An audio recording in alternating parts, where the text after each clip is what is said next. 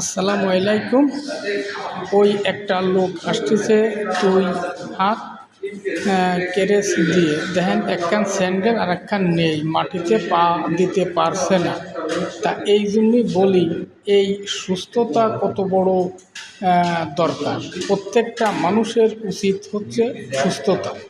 সুস্থতা সবচেয়ে বড় নিয়ামত আল্লাহ রাব্বুল আমিনের। কোথায় গেলেন ভাই?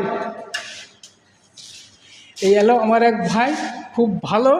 তা বলি সবাই দোয়া করবেন এই ভাইকে, কারণ একটু অসুস্থ আছে, এই জন্যই বললাম।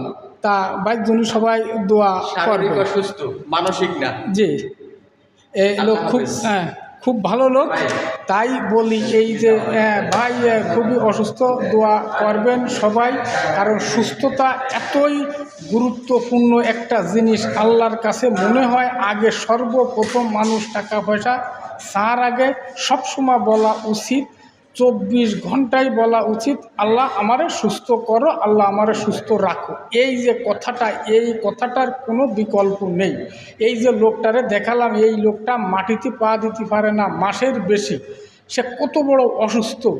যার না হয়েছে সে বুঝবে না এর গুরুত্ব কতখানি। এই যে দুটো পা আটা চলা করে মানুষের কতখানি গুরুত্ব, যে অসুবিধায় না পড়েছে সে বুঝবে না। এই জন্যই বলি যার ঠ্যাং হাত পা শরীর ভালো আছে সে সবসময় শুকরিয়া আদায় করবেন।